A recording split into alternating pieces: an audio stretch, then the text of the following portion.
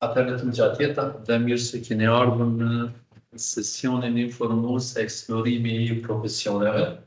Së pari do t'ju kërkoni ndjesë për nisjen me vonesë, por donim që t'jemi korrekt me të gjitha ata të cilët ishin regjistruar. Dhe natyrisht do durim që t'i presim paksa, kështu që ju falenderoj për mirëkuptimin dhe durimin tuaj. Tani që jemi mbledhur këtu, flas edhe në klasë edhe në formatin përmes internetit, pra në linjë, do të nisim me webinarin e parë. Është kryesisht ka të bëjë ose është qëllimi apo synimi që të eksplorojmë disa nga profesionet më të njohura natyrshëm, siç thot një fjalë, think globally, act locally, me profesionet më të njohura në nivelin botëror, gjithsesi edhe në nivelin ton nacional, SEO dhe lokal. Sesioni informues, eksplorimi I profesioneve, natyrisht ju keni pa atje titullin që ka qenë Networking and IT Support. Andaj do të bëjmë një surprizë të këndshme për juve fillimisht në këtë seri të diskutimeve, pra seri të diskutimeve. Do të nisim pa humbë kohë. Të shohim atëherë çfarë kemi përgatitur për këtë episodën e parë të eksplorimit të profesioneve. Agenda thot 3 pika kryesore përmban dhe ajo thot çfarë duhet të dini për të nisur karrierën në networking dhe IT support. Pranime fillimisht do të ndalojmë paksa te networking dhe IT support sepse duam që të kuptojmë në esencë çfarë ngërten networking dhe IT support. A është një profesion apo është një gamë specializimesh? Për gjitha këto do të përkujdesemi të shpalosim pak më vonë.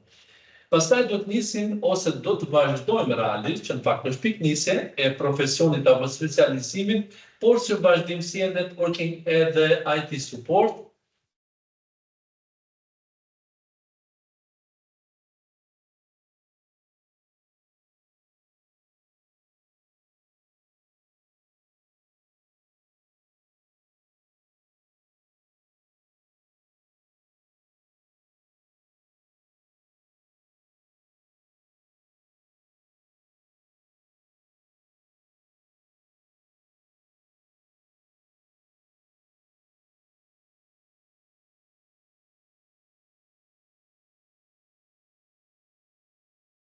Përngjes, nuk donim që të prisnin dhe të tjerë që përpiqeshin të vinin.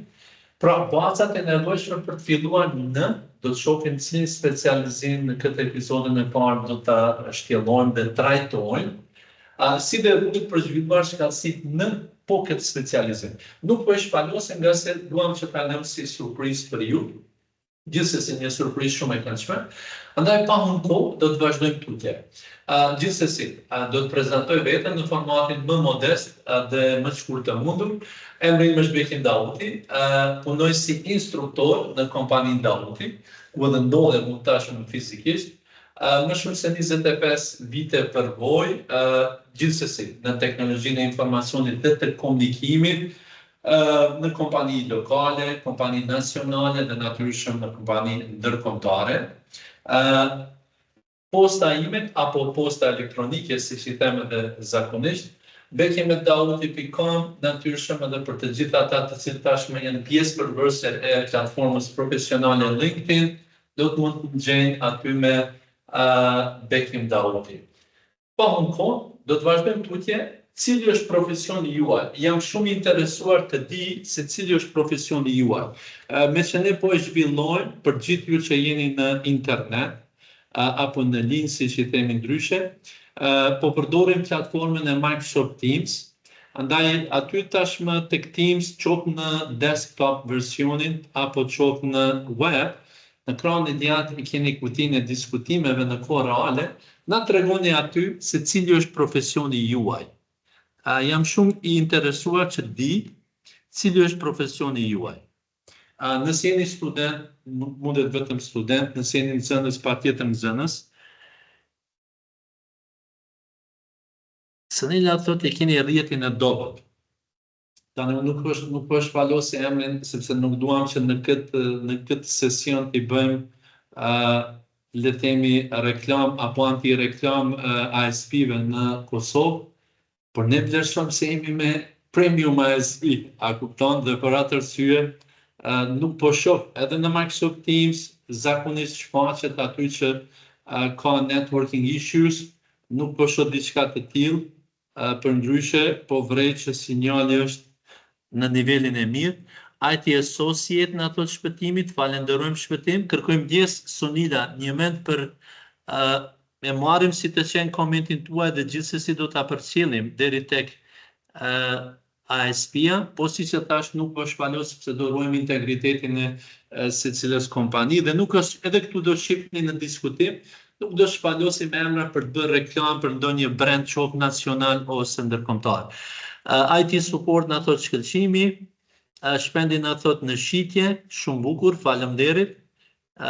Okej, vazhdojmë tutje se po shoh kemi numër më të madh të pjesëmarrësve, andaj duhet të dim për secilin sa është cili është realisht profesioni. Të tjerët, mos ju lutem mos hezitoni, ndjehuni të lirë, po bëjmë një bisedë.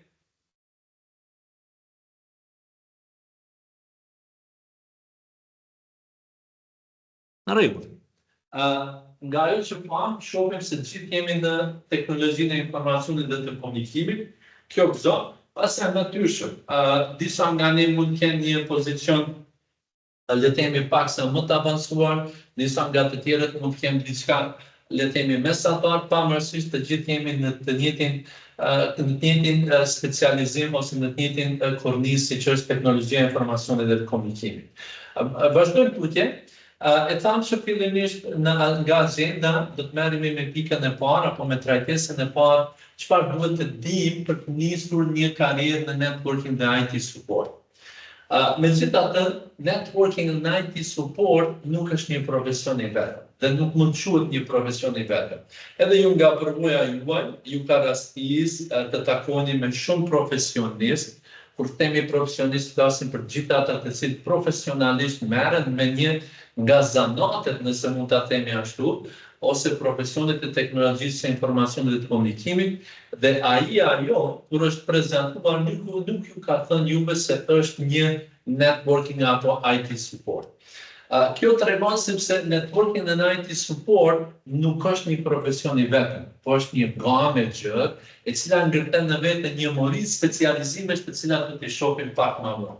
Andaj, tu është edhe esenca do të thotë eksplorimit të profesioneve në teknologjinë e informacionit dhe të komunikimit. Ne, duke nisë nga kjo epizod, do të trajtojmë këto në kapacitetet tona, nuk pretendojmë se do t'japim informacionet më të sakta, më precize, megjithatë do të përpiqemi që të ndihmojmë sadopak audiencën tonë, pra flasim domethënë për gjithë ata të interesuarit të cilët dëshirojnë që të zhvillojnë një karrierë në teknologjinë e informacionit dhe komunikimit, se cilat mund të jetë disa nga profesionet me karakter global, po megjithatë gjithmonë duke pas konsideruar le të themi preferencën nacionale.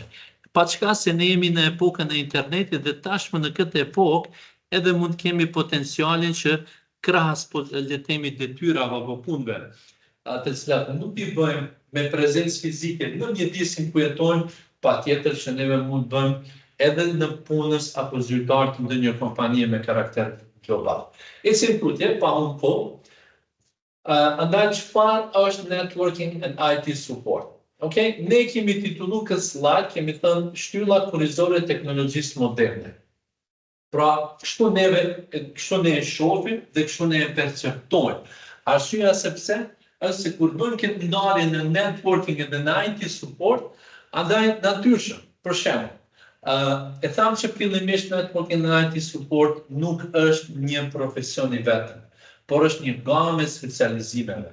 Ne nga vetë emërtimi, andaj edhe me luaj rolin e trajnerit të certifikuar të Microsoftit dhe po ashtu do të thotë edhe në Cisco, edhe në CompTIA, shpesh në trajnimet kur unë prezantoj, përmendim diçka që them, do të përmendim paksa në anglisht, paksa në shqip, emërtimi i koncepteve teknologjike apo naming convention, konventa e emërtimit të teknologjisë në përgjithësi, Për mendimin tim është jashtëzakonisht e bukur. Pse? Mjafton të dëgjojmë, pavarësisht njohurive sa mund t'i kemi, fillestare, të mesme apo të avancuara. Gjithsesi, nëse jemi në nivelin fillestar, mjafton të dëgjojmë një emërtim të caktuar të një termi teknologjik, të neve natyrshëm nga vetë emërtimi krijojmë idenë se për çfarë bëhet fjalë. Nuk themi që bëjmë specialist me njëherë, por megjithatë krijojmë ato njohuri solide. Andaj edhe networking dhe IT support në vetvete po na tregon që ka të bëjë diçka me rrjetet kompjuterike dhe diçka me përkrahjen e ofruar mbështetje në rast të ndonjë problematike. Ndaj ne kemi ndarë në networking edhe në IT support. Në networking që vjen rrjetëzimi tashmë, rrjetëzimi në kuptimin e teknologjisë, edhe natyrshëm IT support tashmë që dikush në cilësinë e një përdoruesi, në fakt, në cilësinë e një administratori i ofron një përdoruesi një mbështetje, një përkrahje në zgjidhjen e një problematike. Kjo në kupton që kur jemi tek rrjetëzimi, ne po përdorim internetin, dhe tashmë duke përdorur edhe platformën, siç e thash pak më parë, Microsoft Teams, në kohë reale po zhvillojmë në prezencë fizike për audiencën këtu, do të thotë këtë sesion informues, por njëkohësisht edhe për të gjithë ju të cilët tashmë ndodheni në internet apo përmes internetit po përcjellni, do të thotë dhe po merrni pjesë në këtë sesion informues. Andaj do të thotë mendojeni se sa pajisjen tashmë në kuptimin e infrastrukturës e kemi të vendosur që mënyrë që të realizojmë tashmë përmes internetit këtë sesion informues, por gjithsesi dhe sa njerëz në krahun tjetër, IT support, se sa individ do të punojnë pa ndalur, heshtorazi në prapavi për të mundësuar të gjithë këto shërbime të cilat ne i marrim në baza ditore, lërë më vetëm këtë shërbim që tashmë neve po realizojmë në kohë reale. Andaj nga këtu po kuptojmë për atë arsye, do të thotë arsyetuam sepse networking dhe IT support konsiderohet shtylla kurrizore e teknologjisë moderne. Do të thotë pas kemi infrastrukturë e cila natyrshëm ka kërkuar mundin mendor, mundin fizik, pastaj investimet për të realizuar dhe ne vazhdimisht do të thotë e mirëmbajmë, vazhdimisht e avancojmë dhe kuptohet e përdorim për mirëqenien do të thotë gjitha shërbimet të cilat i ofrojmë në atë infrastrukturë.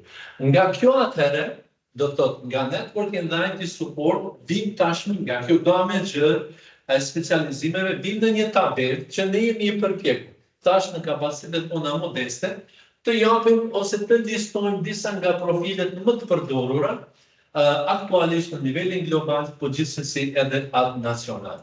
I kemi ndarë në 3 kolona apo në 3 shtylla, duke nisur nga niveli fillestar, duke vazhduar tek niveli ndërmjetëm dhe pastaj tek niveli avancuar. E kemi filluar me helpdesk technician, andaj juve në shikim të parë mund të vreni se tashmë dhe ngjyra e këtij emërtimit apo e këtij profesionit dallon nga të tjerat, nga se kjo është ajo surpriza e bukur që neve donim të bënim për këtë episodin e parë të eksplorimit të profesioneve, të ndalojmë të helpdesk technician.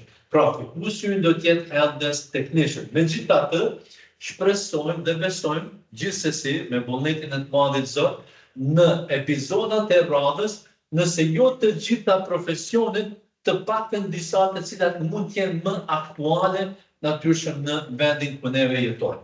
Pra, kemi IT support specialist, technical support engineer, IT asset manager, po lexojmë në formatin origjinal, system administrator, network administrator, wireless network engineer, voice over IP engineer, data center technician, pastaj në nivelin avancuar network engineer, cloud engineer, cyber security analyst, cloud security specialist, penetration tester ose ethical hacker dhe IT consultant.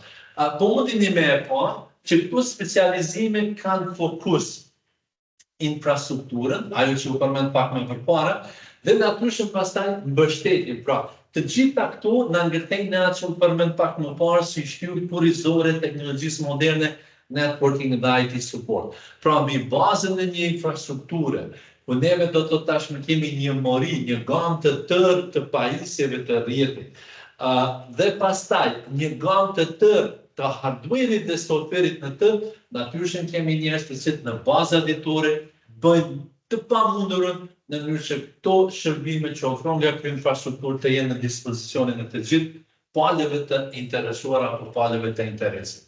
Do të vazhdojmë me helpdesk technician dhe tashmë do zhytemi në ujërat e profesionit e helpdesk technician që të kuptojmë çfarë do duhet të dimë, çfarë do duhet të synojmë dhe si të bëhemi neve pra një profesionist në fushën e helpdesk technician. Okej, pra fokusi jonë kryesor është ky personi këtu dhe juve gjithsesi mund të jeni njëri nga ky person apo le të themi do të synojmë që të bëjmë nesër punën të cilën tashmë ky person këtu po e bën. Në shikim të parë shohim që tashmë është një person i cili para tij ka një kompjuter, natyrisht puna e tij është e lidhur ngushtë përmes kompjuterit, gjithsesi përdor aplikacionet nga më të shumta të cilat na tregojnë një element shumë të rëndësishëm, komunikimin. Do thotë komunikimin që kthehemi prapë te koncepti i rrjetëzimit nga vetë emërtimi networking edhe IT support. Do të vazhdojmë tutje në mënyrë që tashmë të japim disa nga informacionet të cilat lidhen shumë ngushtë me vetë profesionin e helpdesk technician. Okej, çfarë kemi këtu? Kush është dhe çfarë bën? Ne më intereson atë të dim çfarë është profesioni apo roli i helpdesk technician dhe natyrisht çfarë bën ky person. Okej, ne kemi paraqitur disa nga pikat këtu, shumë shkurt, shumë qartë. Kemi thonë që sa herë që ka një problematikë të caktuar në një mjedis, dhe ai mjedis mund të jetë një biznes i vogël, i mesëm apo një biznes i madh, pra një korporat, atëherë do të jetë personi i parë i cili do të kontaktohet. Pra, pavarësisht madhësisë së entitetit do të thotë juridik, përdoruesit në atë kompani do ta kontaktojnë këtë person, ai ose ajo. Pra, neve nuk bëjmë dallimin në mes të gjinisë, nga se një helpdesk technician mund të jetë një femër, por një helpdesk technician mund të jetë vetëm një mashkull. Andaj, ky person do të kontaktohet nëse do rastisë që përdoruesit në atë kompani kanë le të themi probleme të natyrës teknike, pra flasim për natyrë teknike. Çfarë tjetër? Nga se tam kush është, atëherë helpdesk personi ose helpdesk technician që ka personi i parë kontaktues për problemin teknik në fjalë. Neve na intereson të dim tani çfarë bën ky. Helpdesk technician do të siguron që sistemet informative, pra siç i njohim neve kompjuterike, dhe rrjeti në atë kompani të funksionojnë pa telashe, pa probleme dhe pa ndërprerje. Atëherë ky pra që ka një, neve nuk e marrim si të vetëm, gjithsesi në natyrën e një biznesi të vogël dhe mund të ketë një person. Tani neve nuk duam të hyjmë në ato tema të diskutimit sa ne jemi të prirur si biznese të vendosim mendsinë që shtytësi kryesor i proceseve të afarizmit në shekullin 21 është teknologjia e informacionit. Do të uroj që ta kemi këtë mendësi. Nuk e them që nuk i kemi, do të uroj, sepse një mendësi e tillë, një mend do t'i poziciononte bizneset tona në nivelin e dëshiruar, si në skenën nacionale, po ashtu edhe në atë globale, po gjithsesi do të hapte shumë vende të reja të punës. Megjithatë, kjo është një temë tjetër e diskutimit, nuk është fokusi i këtij sesioni informativ, por lidhet jashtëzakonisht shumë me atë që sapo po doja thoja që në një subjekt juridik, pra në një biznes të vogël, edhe mund kemi një person të vetëm i cili ushtron detyrën e helpdesk technician, administratorit të sistemeve, administratorit të rrjetit, personit për çështjet e sigurisë kibernetike, por megjithatë parimisht do të ishte dashur të ishte ndarë, dhe ky zotëri të përkujdesej vetëm për problemet teknike të natyrës së parë, për temat të natyrës së parë, nga se edhe kjo pastaj ndahet në nivele, siç neve i dim, niveli i parë, i dytë dhe pastaj i tretë, që do të jetë një nga diskutimet në eksplorimin e profesioneve të tjera. Tjetër çfarë bën atëherë, kur ky kontaktohet, kur ky ose ajo kontaktohet se ka një problem teknik, andaj ky ose ajo do të jetë i gatshëm gjithmonë mbi bazën e përvojës, njohurisë, vullnetit të mirë, gatishmërisë, që të ndihmon në çfarë? Në identifikimin e problemit, siç thotë diagnostikimin e problemit, dhe natyrisht pastaj të zgjidhë atë problem, në mënyrë që përdoruesi në plan të vazhdon punën pa telashe, pa ndërprerje. Në përgjithësi, mbështetjen apo përkrahjen që ofron helpdesk technician ngërten në vetvete problematika që lidhen me hardware-in e sistemeve kompjuterike, problematika që lidhen me software-in e sistemeve kompjuterike, natyrshëm problematika në nivelin e rrjetit kompjuterik në atë biznes, pse jo në mas të caktuar edhe të natyrës të sigurisë kibernetike po ashtu. Po mujmë me pas se qenë ka multidisciplinar, të më thonë shumë disciplinë ngërte ka në vetvete, po gjithsesi, mund kryet përshtypja se është një person i ngarkuar me shumë detyra, që dhe është dorë në zemër, por megjithatë kur funksionon si ekip, natyrshëm pastaj bëhet një shpërndarje më e balansuar e aktiviteteve. Cilat do t'jenë disa nga detyrat e help desk technician. Kuptohet, qoftë nga përvojë, nga njohuri që ne rastisim në literaturë, qoftë në internet apo dhe gjithë ju, andaj këtu jenë të listuara disa, por jo vetë.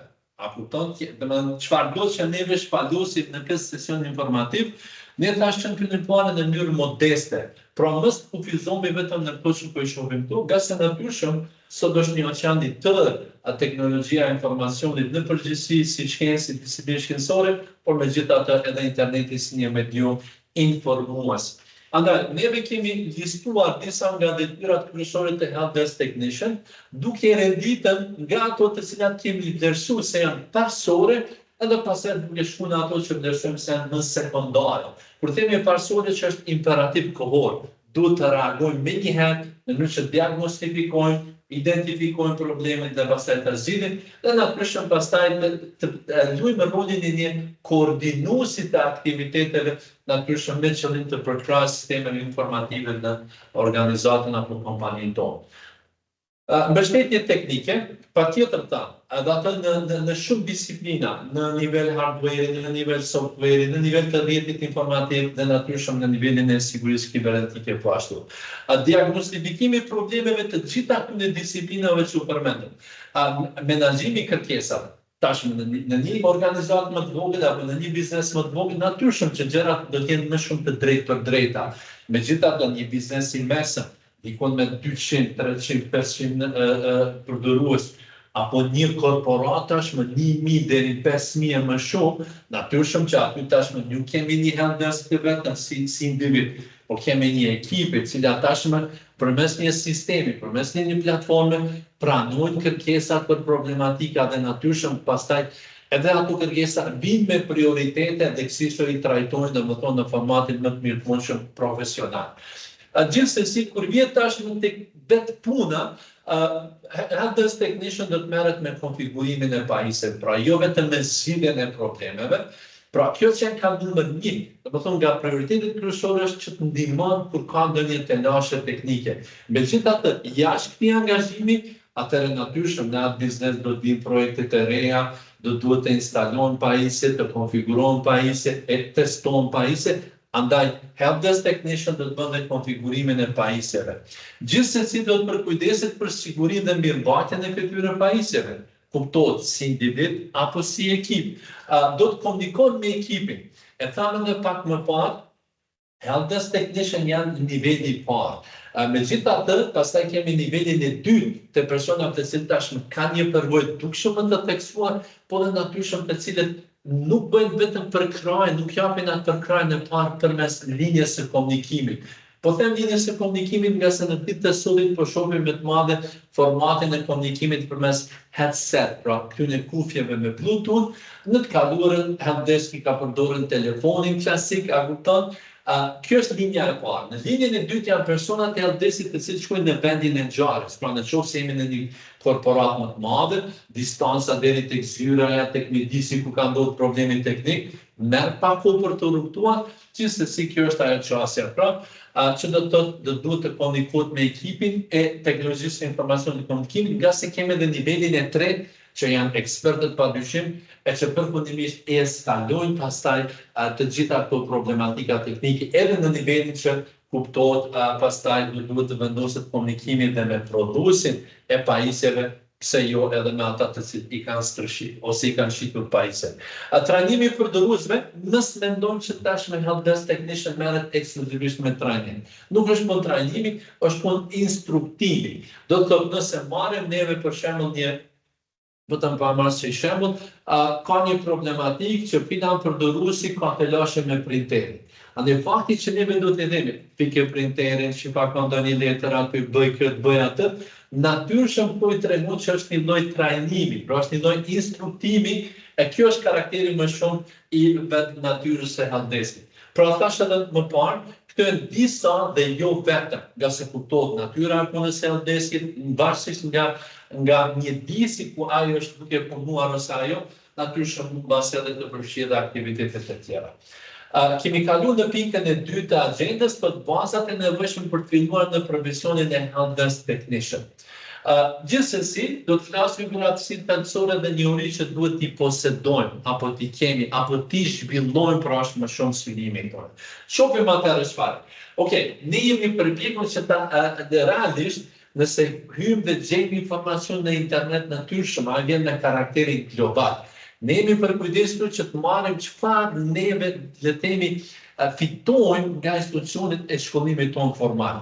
Andaj kemi marrë këto ne, dhe më thotë kemi listuar mënyrën se si neve realizojmë jetën tonë në vendin tonë që quhet Kosovë padyshim. Atëherë jemi nisur nga shkolla mesme. Pse?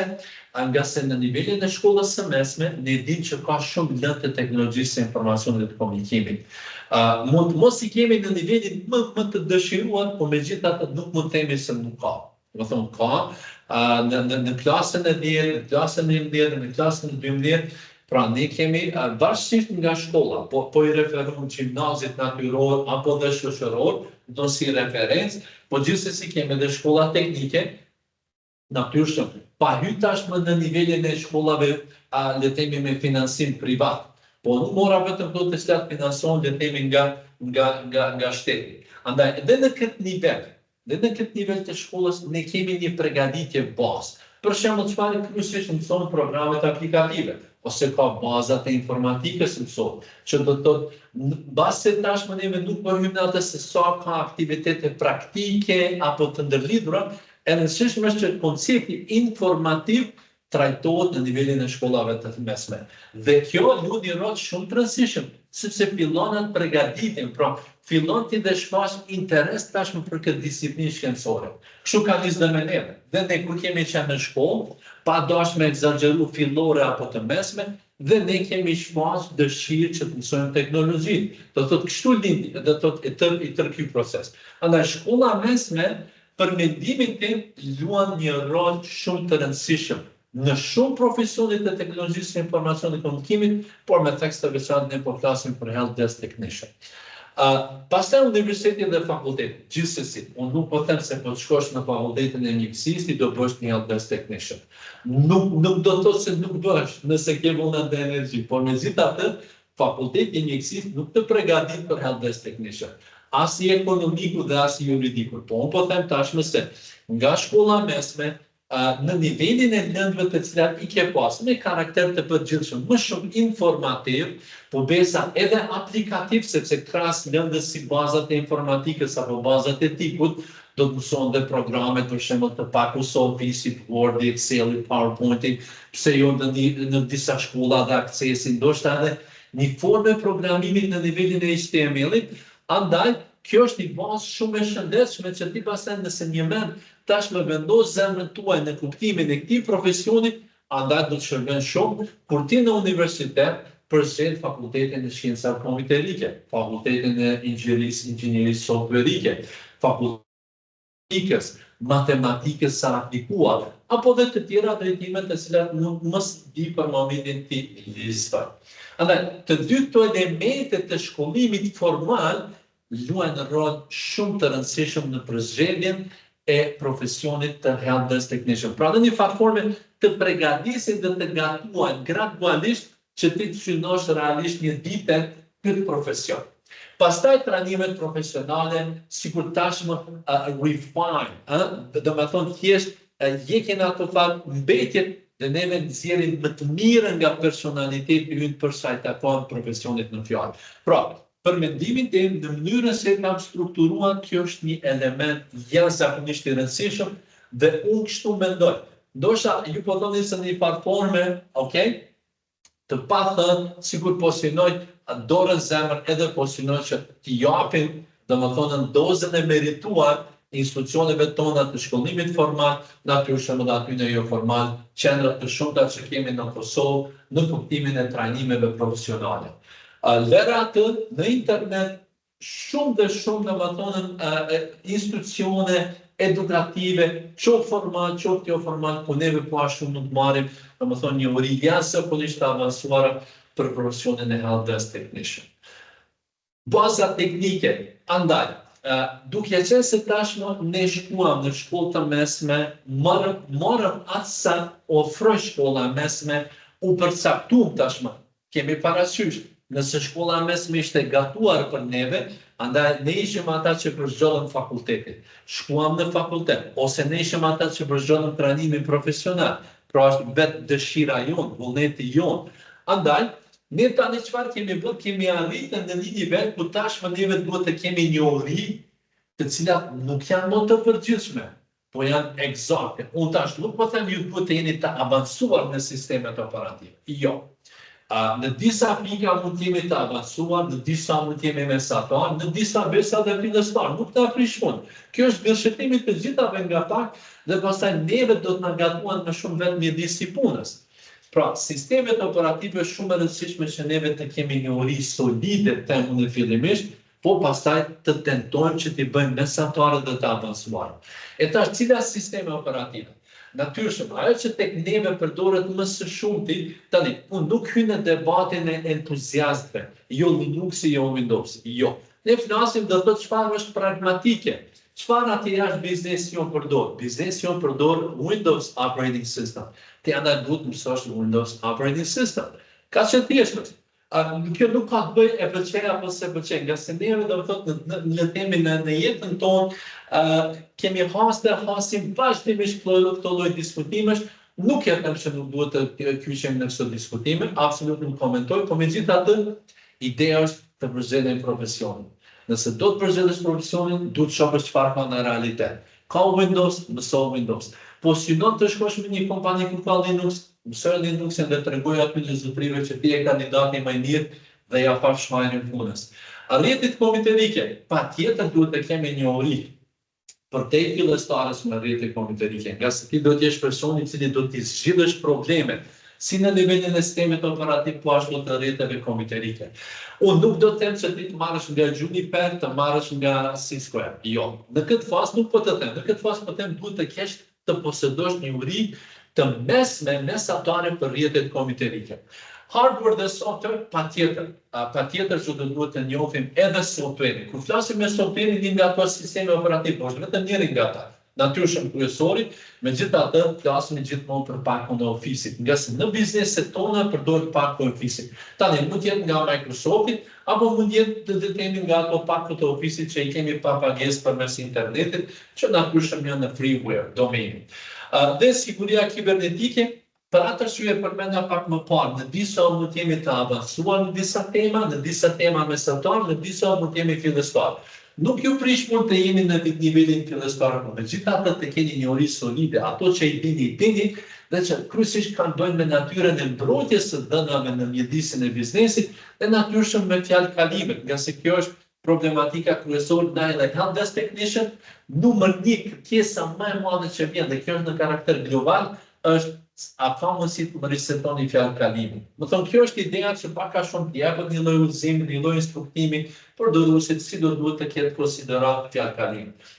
E këtu kemi ardhur në pikën që për mendimin tim është prioriteti numër 1.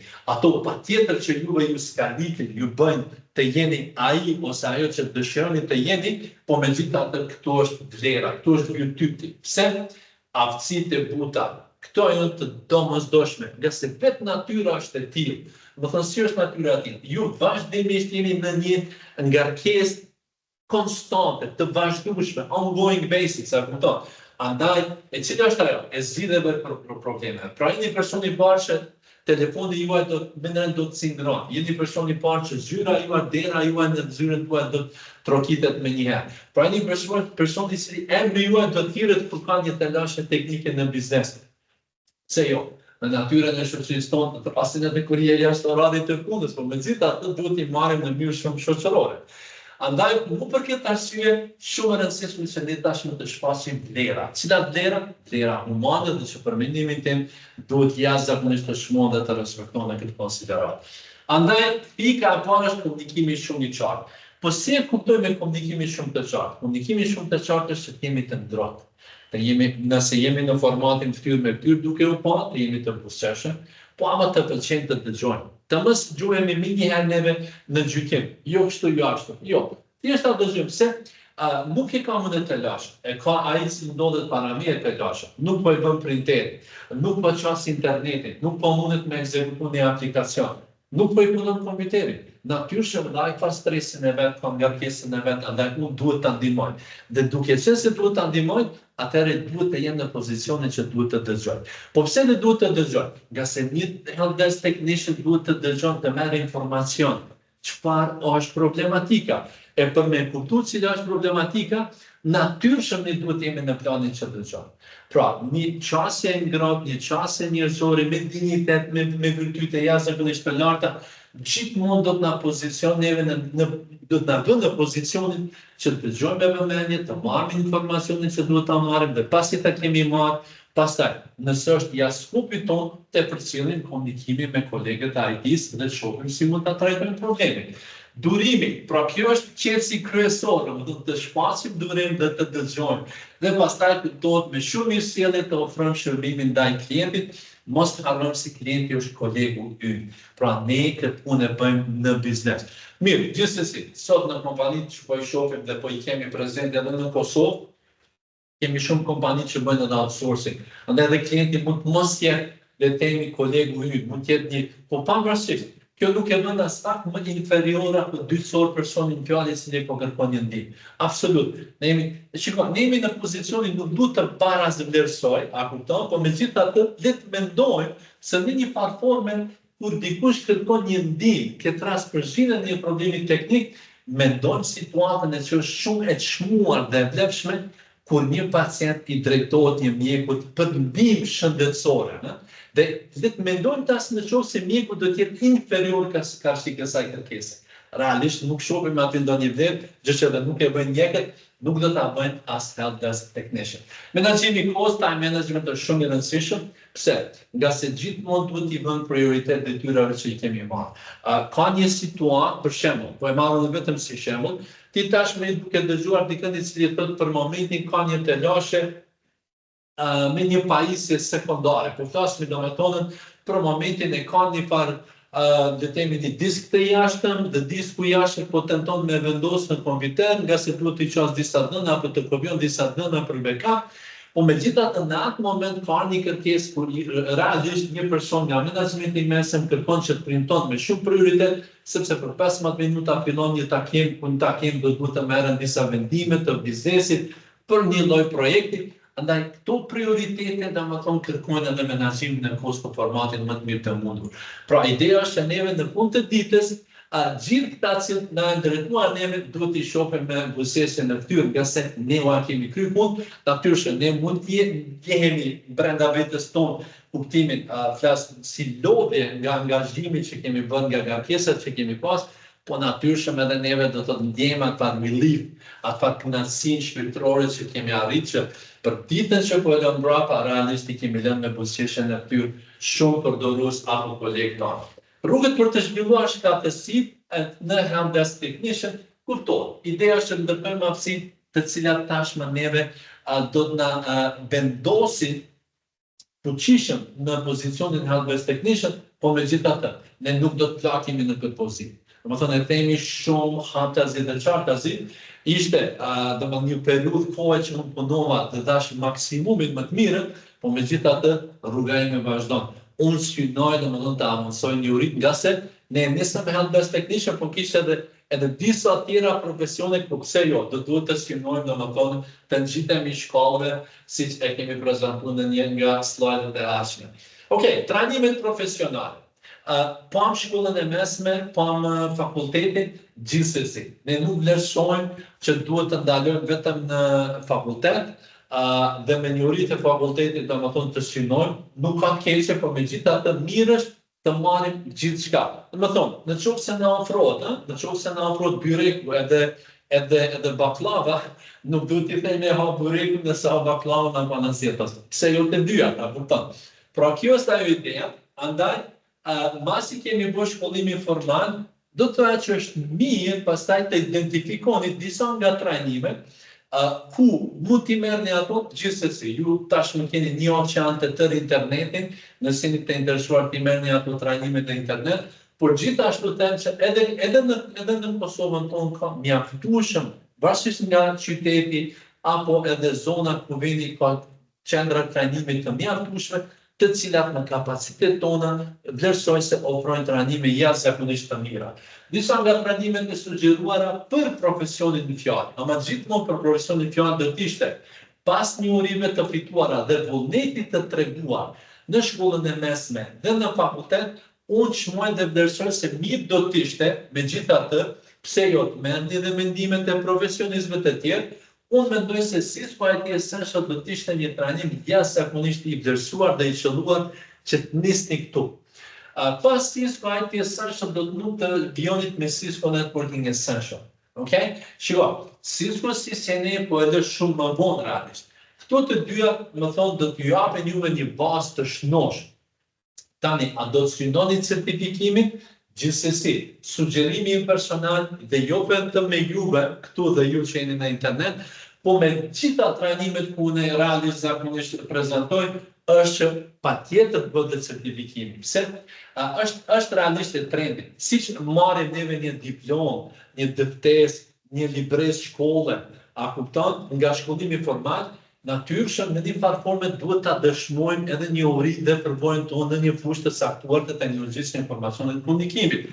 Po edhe sikur fare mos ketë autoritet që çmon dhe vlerëson certifikatet. Mjafton që ti thoni vetes, shiko, unë dua të validoj këto njohuritë e mia. Andaj si do të mund t'i validoj?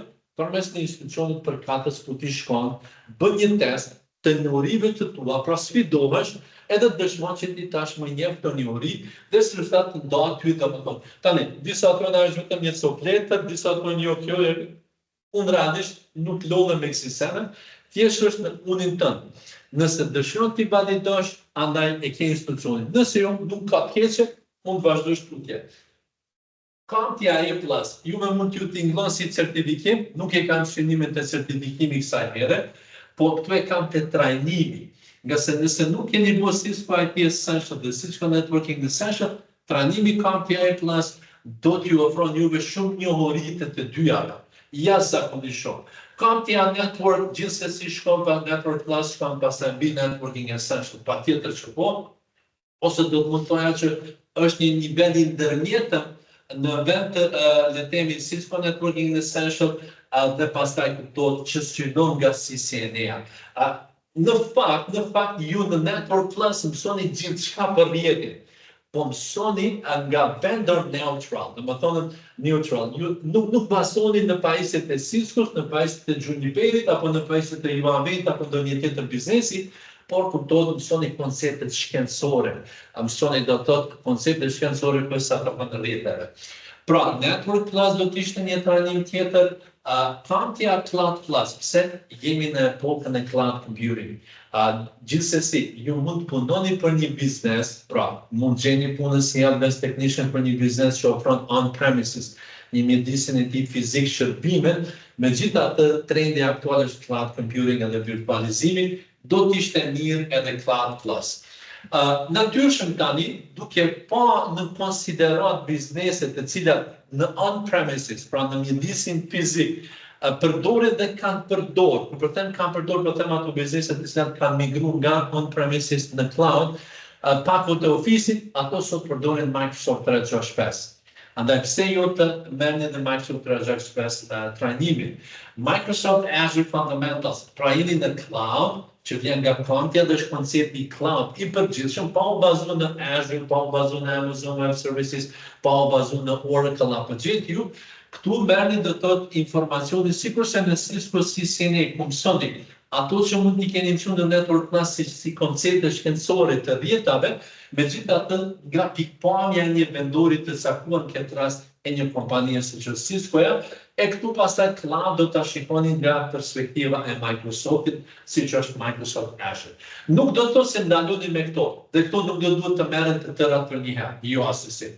Unë thash, nisemi, pastaj neve gradualisht varet nëse kemi gjetë vetën në këtë profesion, ka kalu viti parë, unë po ndjem shumë mirë, du t'i avansoj një unit e mia, vetë biznesit të ofron, ose të sfidon me diçka të re që duhet ta mësosh, a kupton? Po megjithatë si sugjerim nga ana jonë, andaj për ato që ne kemi qenë disa nga trajnimet e sugjeruara, është që ju duhet t'i merrni në këtë kronologji, pra të niseni kësaj, të nisni si Sprite Essential, Networking Essentials, dhe jo domosdoshmërisht pastaj ndaloni të A+-it, mund të kërceni të Microsoft 365 Fundamentals, Microsoft Azure Fundamentals, varësisht nga momentumi ku ju realisht punoni në organizatë.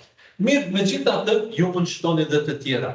Linux, nuk e kam përmend Linuxin këtu pse jo për ta ndashkalu larg asaj, absolut jo, i çmuar dhe respektuar si sistem operativ, po ama këtu tek neve nuk ka biznese të cilat janë të letemi kuptimin të establishuara kanë Linux brenda.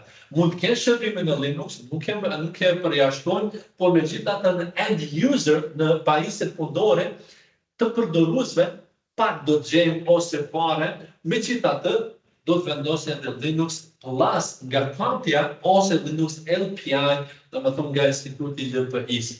Sido që të jetë, kuptohet pastaj ju natyrshëm vetë formoni këtu listën çfarë të tjera trajnime do të duhen. Po e thash që pastaj kur juve vetë bëni vitin e parë në një biznes si help desk technician, natyrshëm vjen do thotë edhe vetë le të themi drejtimi ka duhet të ndiqni dhe të shkoni tutje në karrierë ose në zhvillim në kuadër të vetë biznesit. Strategji, gjithsesi, këtu pastaj ju bën juve që të synoni shtigjet të cilat i përmenda pak më parë. Për atë arsye ku kemi vendosur të shkallë që nuk ndalojmë vetëm në help desk technician, por se synojmë tashmë edhe në profesione tjera. E për synuar në profesione tjera, gjithsesi, jo vetëm për qëllu në profesione tjera, po dhe për të bërë profesionist në nivelin e help desk technician, sepse juve tash kur jeni në vitin e 2 apo të 3 të punës help desk technician, mendoni se diku sikur ju do të punësohet, patjetër që po dhe ju do ta keni kolegë. Tani ky është realisht një fillestar, ose ajo është një fillestare dhe ju duhet patjetër ta ndihmoni atë, natyrshëm. Pra pse se dhe ju kur keni qenë në ditët e para apo në muajin e parë, dikush ju ka zgjat dorën aty në punë dhe ju ka mbajt pranë vetes në mënyrë që juve pastaj të ambientoni qoftë me natyrën e punës, qoftë me sfidat të cilat i sjell domethënë ky mjedis. Andaj, internshipet dhe projekte praktike, kjo këtu nis në nivelin e fakultetit, pra për atë arsye i dam atë kronologjin, siç është realiteti jonë këtu shkolla e mesme, pastaj kuptohet fakulteti, ju duke qenë si student, nëse kemi student dhe nuk kemi student këtu, ju interesoni tashni për një internship. Okej, atëherë të natyrës help desk technician, cilat nga këtu kompanit, atë sa kemi, nuk kemi shumë, po dhe nuk kemi pa to, atë sa kemi, të interesojnë. Unë them që më e mira është që të mos dërgoni email-e, por realisht të shkoni dhe trokitni në derë. Shumë bukur është domethënë mirësjellja, prezantimi dhe kanësit madhe, të trokitni në derë, të kërkoni një takim, të uleni 15-20 minuta 30, të tregoni shtrimet tuaja. Unë dua të vi, tashmë kur është periudha verës, nuk kam angazhime në fakultet, dua të vi tek juve të mësoj këtë natyrë të profesionit, nga se këtu e shoh veten për momentin. Dhe kjo mendoj që është ajo më noble, domethënë më e mira të mirës. Projektet praktike pastaj kuptohet. Pse jo, secili kemi shoqëni, miqë dashamir, dikush mund të shfash në ide, gjatë verës, nuk kemi aktivitete studimi apo angazhime të tjera, mund të kryqim në një projekt, mund diçka që thjesht na intereson. Dhe pastaj pse ju të gjejmë edhe mbështetës në kuptimin financiar, institucione që do të financonin, sadopak një projekt modest. Pjesëmarrja në komunitet. Gjithsesi që juve domethënë tashmë me rrjetet sociale, e përmenda që në fillim fare LinkedIn-in, nga se prezantova vjekzën për LinkedIn-in, po edhe juve gjithsesi mund tashmë ndërtoni profilet tuaja në mjediset profesionale. E mora LinkedIn-in si rrjet profesional, por megjithatë ka forume nga më të ndryshmet në internet, ku ju mund të antarësoni dhe pastaj edhe të mësoni po dhe natyrshëm domethënë të përfitoni nga përvojat e ndryshme që trajtohen dhe diskutohen për ato forume.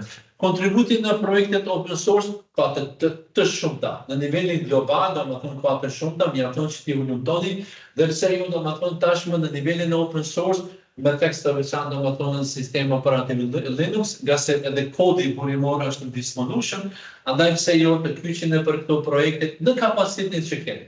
Domethënë kur mos hezitoni, shikoj është njerëzore të themi nuk di. Nuk di është njerëzore. Nuk duhet ta thonë thjesht se funditës jemi njerëz dhe ne do dim vetëm atë sa dim dhe ka dashur Madhi Zot të dim, a kupton? Gjithsesi vullneti ekziston, por megjithatë nuk është se dim gjithçka. Larg asaj vetëm i Madhi Zot dim, a kupton? Për atë arsye, në kapacitetin që i kemi, me ato njohuri që kemi, ofrohemi te grupacionet e ndryshme të komuniteteve të IT-s, në nivelin lokal, në nivelin nacional, në nivelin global, dhe japim kontributin tonë. Mjafton dhe kontributi më i mirë është vetëm të dëgjojmë. Pse jo? Kjo do të ishte të përfitimi më i madh. Ndërtimi i kontakteve profesionale, pjesëmarrja në gjithë këto aktivitete patjetër që do të na bën rrjetin. Rrjeti si neve do të na shërben. Ndarja e përvojave, kjo është do të thotë ajo më e rëndësishme, dhe pse jo certifikime të avancuara. Në atë vitin e dytë apo të tretë që përmenda, natyrshëm fillojnë të ndizen disa shkëndija të tjera. Mas 3 vite punë në një mjedis të caktuar, nuk dua të keq kuptojmë, se kemi individë të cilët për vite të tëra, më shumë se 1 dekadë, 2 dekada punojnë të njëjtën punë, në njëjtën kompani, respekt maksimal për ata persona, por ka edhe të tjerë që prapë duhet t'i respektojmë maksimalisht që pas një periudhe të caktuar, ka disa shkëndija të tjera që ndizen në raport me punën që e bëjnë. Dhe ata persona nuk duhet të ndalojnë, duhet të vazhdojnë të dëgjojnë zemrën e tyre, të synojnë për certifikime të avancuara në mënyrë që tashmë nga një help desk technician të synojnë një pozicion tjetër. Vazhdojmë pyetje, kemi ardhur tek pyetja dhe përgjigje.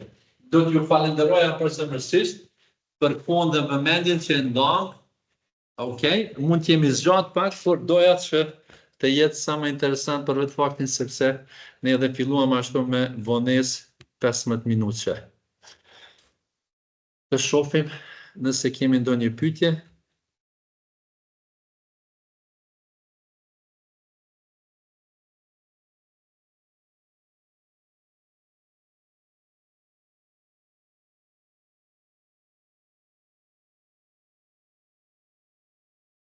A kemi ndonjë pyetje?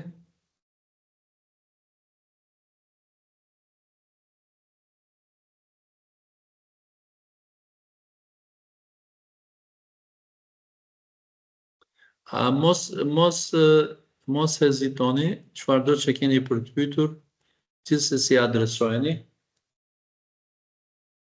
Jemi këtu thash me ato që dim dhe mundemi do t'i përgjigjemi. Nëse jo, natyrshëm do duhet të mund të përdorni kutinë e diskutimeve dhe aty të na shkruani pyetjet tuaja.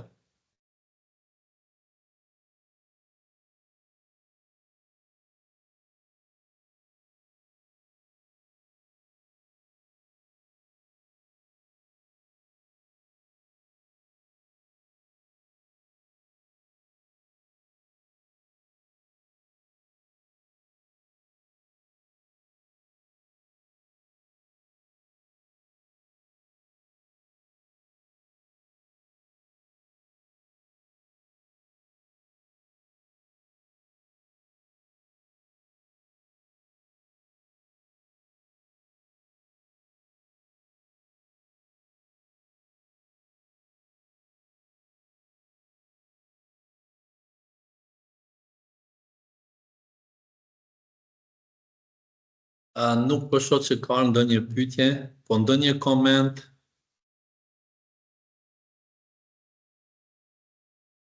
Gjithsesi, krahas pyetja mund të adresoni komentet tuaja, sugjerimet tuaja, vërejtjet pse jo jemi njerëz, duhet t'i pranojmë. Vetëm ashtu do të përmirësojmë dhe esim tutje.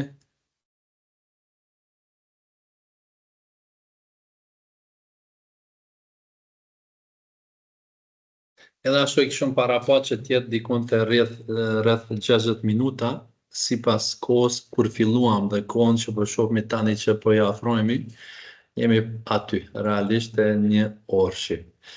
Mirë, kontaktin tim e keni ose e pat në slajdin e parë, bekeme@daut.com. Nëse keni ndonjë pyetje, ndonjë koment, sugjerim, vërejtje, apo dhe kontakt@daut.com gjithsesi mund t'i adresoni. Atëherë përfitoj nga rasti që të falenderoj durimin dhe mirëkuptimin tuaj, para së gjithash interesimin tuaj, që së bashku të kalojmë këtë orë edhe nëse kam një uri të përgjithshme në IT, por këtu kemi një pyetje. Thot Shpendi, përshëndesim Shpendin, faleminderit prof, nëse kam një uri të përgjithshme në IT, por ende pa certifikuar, a mund të filloj direkt me CCNA? Do të thot atëherë nga ato trajnimet e sugjeruara, apo I kthemi diskutimin ton për help desk technician, ideja ishte që do të thot nëse kam një uri të përgjithshme në IT, por ende pa I certifikuar, a mund të filloj direkt me CCNA. CCNA vjen nga Cisco Networking Academy, programi I trajnimeve të rrjetës së akademisë të Ciscos. Nuk ka ndonjë parakusht. Do të thot CCNA nuk ka parakusht se a mundemi të regjistrohemi në CCNA apo jo në raport me trajnimet. Ekziston një parakusht të mosha, më thonë të mosha, jo më të vogël se 13 apo 14 vjet, nga se kërkohet aty edhe pëlqimi I prindërve. Megjithatë, pastaj në qoftë se ne kemi moshën madhore ose respektojmë konditat që sapo u thanë për moshën në fjalë, andaj mundemi, nuk kemi ndonjë kriter. Por megjithatë, unë prapë të them Shpend dhe të tjerë që jeni prezent këtu, nga përvoja ime, edhe si vetë le të themi student me përmes Cisco Networking Academy dhe Cisco Networking Academy I quhen student pjesëmarrësit në këto trajnime, ose si kandidat, si pjesëmarrës në këtë trajnim, por njëkohësisht edhe si instruktor, nëse dëshironi që të merrni më të mirën, unë them që nëse I ofroheni nëse keni përzgjedh Cisco Networking Academy, pavarësisht nga qyteti ku vini, dhe ju jeni afruar asaj akademie lokale për bërë një trajnim, sugjerimi im është që të nisni me IT Essential. Ky do të ishte sugjerimi më I mirë dhe një mend nëse më dëgjoni dhe veproni, vetë do të bindeni se me kalimin e kohës ka qenë sugjerim nga zemra, do të thotë shumë I drejtë dhe shumë parimor. Andaj unë do të thoja që edhe me gjithë respektin maksimal të njohurive që mund t'i keni, kjo të mëson që të fillosh dhe të marrësh një formë të strukturuar të mësimit në IT Essential dhe pastaj në CCNA. Pra, nuk ka rëndësi certifikimi, të mos zgjatem më shumë shpejt, gjithsesi, unë I them po përgjigje pyetjes suaj, si përgjigje. Pra, edhe pas jeni certifikuar me një uri të përgjithshme të IT-s, ju mund, nëse keni mbi 13 vjet mosh, ju mund të regjistroni në trajnimin e CCNA. Tu pasaj me mirë kuptim, sugjerimi më është fillimisht të merrni IT Essential dhe pastaj të shkoni në CCNA. Realisht, sipas kurrikulës së re, verzioni 7, verzioni 7 në CCNA dhe verzioni 8 në IT Essential, tashmë Networking Essential është ndame. Unë do të thoj atëherë, IT Essential, Networking Essential dhe pastaj në CCNA. Tjeni të bindur që do të jetë formë më strukturuar e të mësuarit. Gjithsesi, gjithçka varet pastaj nga vullneti, entuziazmi dhe puna e të cilën neve e investojmë në përpjekjet tona për të zotëruar dhe fituar ato njohuri. Shpresoj të jetë përgjigje dur kjo Shpend. Falenderoj për pyetjen. Të shohim nëse edhe të tjerët në këtë format kanë pyetje.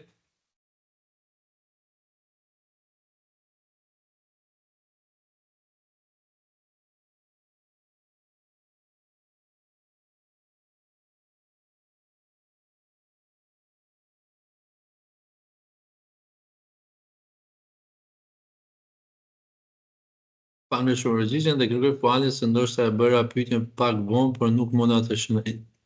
Absolut, kur nuk është vonë, të lutem. Falenderoj për zemërsisht, me shumë kënaqësi. Unë shpresoj që të jetë përgjigje dur, por po të them sinqerisht që u përpoqja me të dhënë përgjigjen më të mirë të duhur.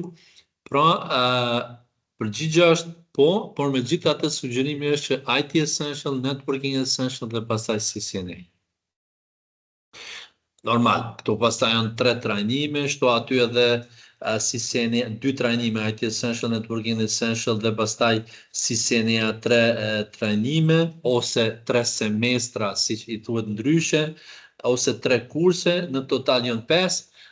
E dojnë kohën e vetë, përkushtimin e vetë, aspektin material, besa, kupton, edhe ajo është një element shumë i rëndësishëm, por që nuk duhet të bëhet për një herë. Të thash, më thonë në shtrirjen kohore, le themi 3 muaj mund të merr IT Essential, 3 muaj Networking Essential dhe pastaj nga 3 muaj kurse tjera, në total 5 nga 3 për një vit e gjysmë. Shumë mirë është që të fillojmë që në kohën kur kemi nisë studimet. Pra, nëse në kohën kur kemi nisë studimet në vitin e parë, nuk them që me njëherë në ata semestrat e parë, po le themi jo nga vjeshta, po nga pranvera. Në momentin që tashmi në pranverë dhe ke dalë mirë me provime të semestrit të parë, andaj në pranverë fillon me IT Essential, gjatë verës mund të jetë Networking Essential, dhe pastaj natyrshëm në vitin e dytë merr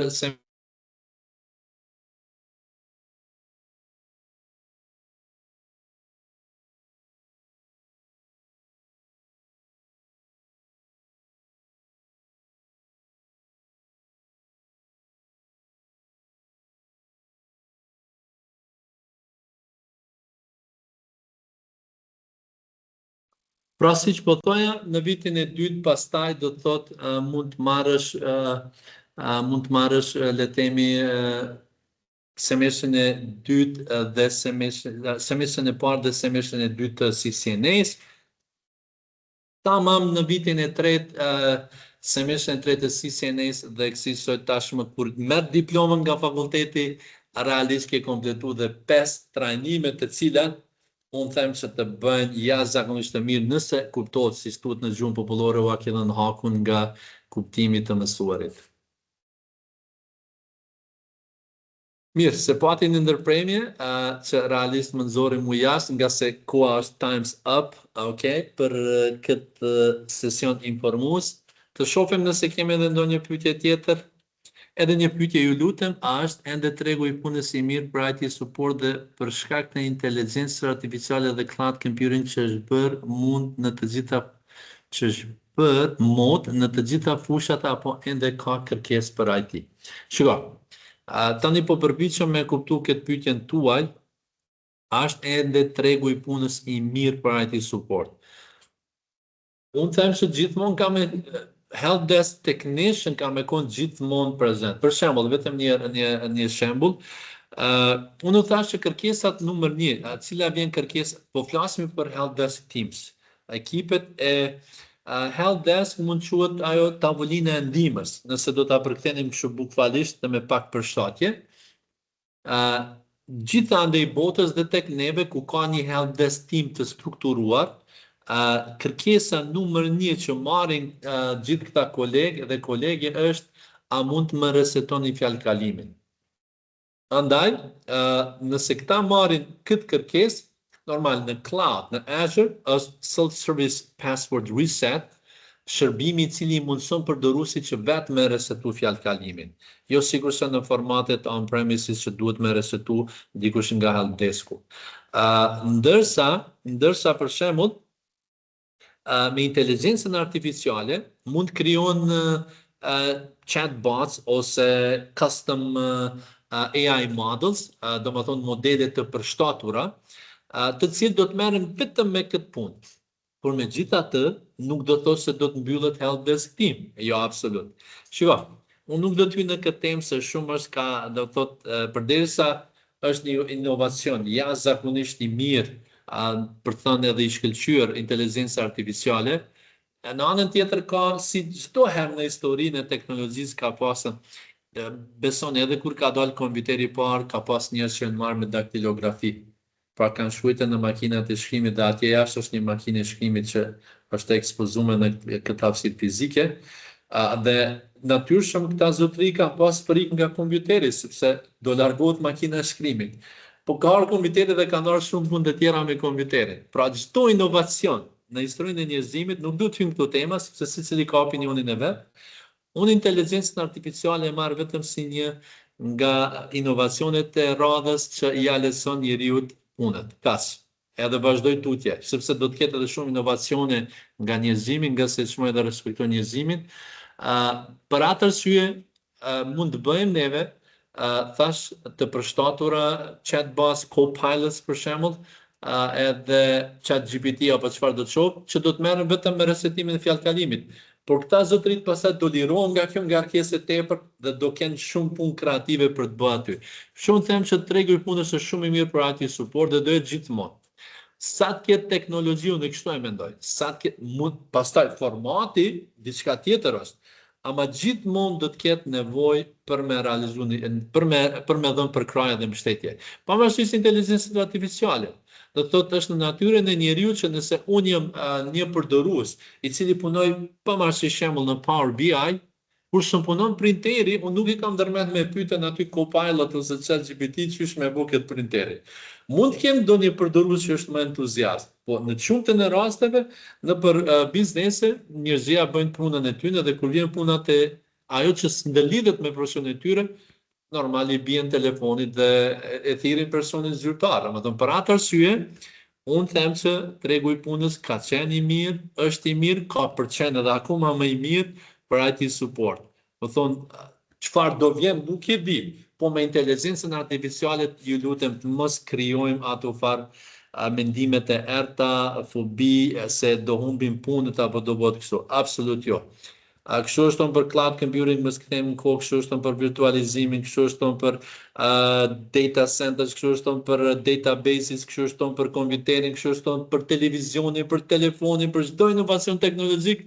Realisht njerëzimi gjithmonë ka përfunduar së punë, së pasi punë. Një sen mos ta harrojmë. Duhet ta pranojmë transformimin patjetër po. Më thonën, sot është inteligjenca artificiale, duhet ta pranojmë si të mirë qenë, ta shfrytëzojmë, mësojmë për të, ta shfrytëzojmë në parime të shnosha, të mira për të përfituar si njerëz. Ecim tutje. Do vinë inovacione shumë më të mëdha, jeni të bindur. Për atë arsye mos lodhim kokën në këto mendime të errta, po çfarë?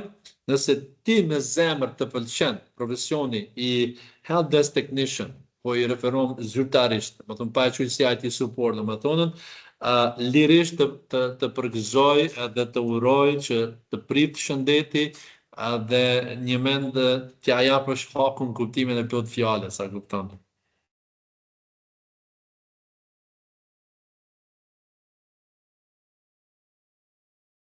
Përse edhe kjo tjetë pyetje e dur. Patjetër shpend, faleminderit shumë edhe për pyetjet tuaja. Shpresoj që, shive, po përpiqem që të mos jenë përgjigje formale, po mundeni me vërejtë edhe ju gjithë pranishëm që po përpiqem të jenë diskutim, që do të lënë hapësirë dhe për mendime tjera, mendimin tuaj, mendimin e kolegut, kolegës, në pozitën e ekspertit, ekspertës, a kupton, nga se thjesht po dua që ti trajtojmë më shumë prej jo vetëm nga forma se si mendojmë, po dhe nga forma e përvojës, a kupton. Edhe mu për këtë arsye, po lë hapësirë që thjesht të jenë diskutime, që do të ka gjithmonë hapësirë për plotësim. A kupton, kjo le të jetë edhe më e mira. Mos mbaj pozicionin se kështu është edhe tjetër zbën. Jo, absolut jo. Po pse se tash kemi të vëmendshëm në transformimin, pra. Transformimi është një diçka që do duhet ta pranojmë. Kështu ka qenë të kaluarën në çdo inovacion teknologjik, sot është edhe me inteligjencën artificiale, e di se të gjithë mund të jemi paksa të lodhur nga kjo stër reklam që po i bëhet, po megjithatë, okay, kështu është shekullin 21 këto punë ka, shumë hype ka, ecim tutje, e marrim si për të mirë qenë, e mësojmë çfarë na lidh me natyrën e punës tonë dhe keep going on, keep moving on. E pyetje tjetër? Mirë, nuk duam t'ju mbaj më shumë, absolut jo. Ju falenderoj sinqerisht edhe një herë për gjithë vëmendjen tuaj, e para së gjitha si që thash edhe pak më parë për interesimin, nga se fal interesimit të juaj dhe neve jemi këtu në mënyrë që të ndajmë sadopak nga njohurit tona, nga përvojat tona, nga opinionet tona.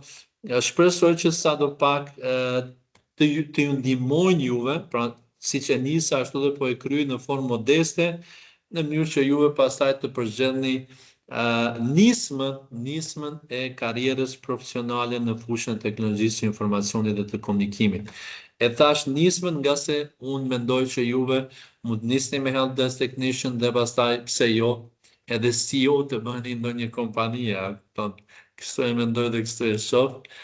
Ju falenderit Rishtazi, ditë të mbarë, fundjavë të këndshme, do zoti u takofshim për epizoda të tjera me cilat besoj se kolegë nga Dauti do t'ju njoftojnë në lidhje me shpalosin dhe eksplorimin e profesioneve të tjera nga networking dhe IT support.